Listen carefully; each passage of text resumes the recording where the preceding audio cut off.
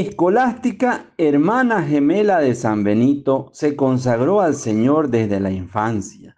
Vivió a la sombra de su hermano, padre del monaquismo occidental, y fue la primera monja benedictina y fiel intérprete de su regla monástica.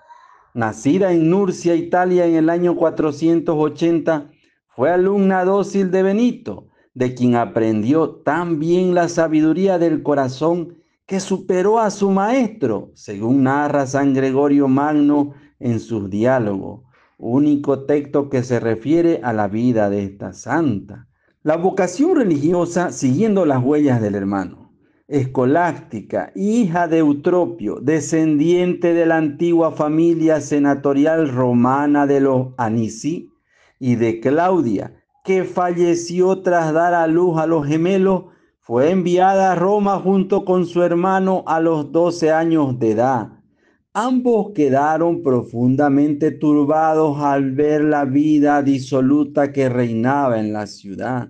Después de un tiempo, Benito se retiró para vivir como ermitaño.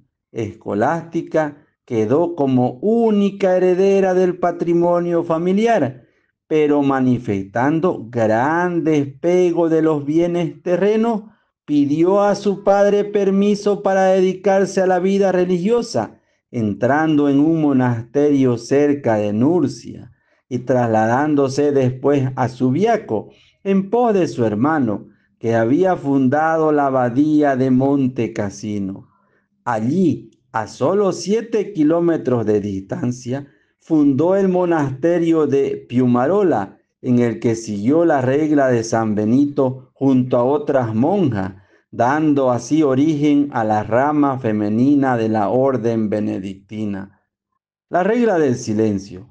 Escolástica solía recomendar especialmente la práctica de la regla del silencio, evitando conversaciones con personas ajenas al monasterio, incluso si se trataba de visitantes devotos. Solía repetir: callad o hablad de Dios, porque ¿qué es en este mundo tan digno como para hablar sobre ello? Amaba hablar de Dios sobre todo con su hermano Benito, con el que se reunía una vez al año en una casita a mitad de camino entre los dos monasterios. El desafío con Benito. Cuenta San Gregorio que en el último de estos encuentros, el 6 de febrero del año 543, poco antes de su muerte, Escolástica pidió a su hermano que prolongasen su coloquio hasta el día siguiente.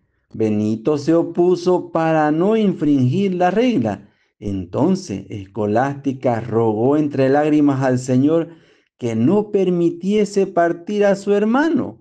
Enseguida, un inesperado y violento temporal obligó a Benito a quedarse, de modo que los dos hermanos pudieron conversar toda la noche. Sin embargo, la primera reacción de Benito fue de contrariedad. Dios omnipotente te perdone, hermana. ¿Qué has hecho? Escolástica respondió: yo he rogado y él me ha escuchado. Ahora sal, si puedes, déjame y regresa al monasterio.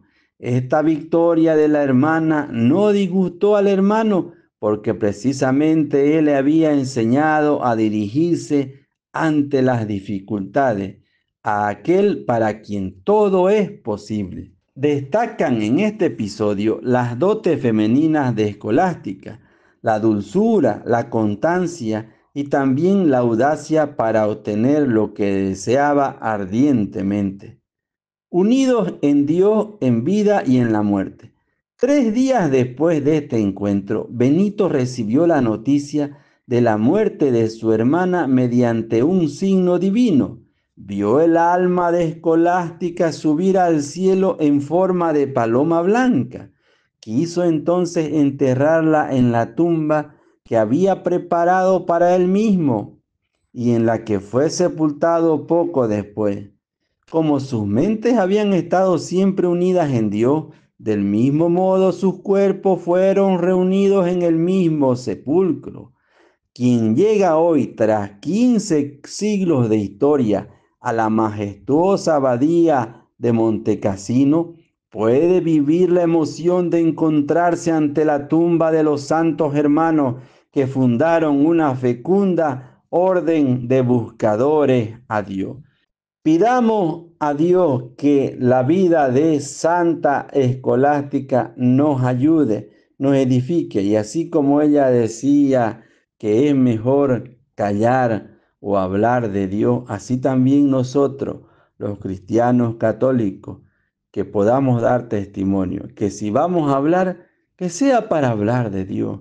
Y si vamos a callar, que callemos y guardemos silencio para sentir la presencia de nuestro Creador. Amén.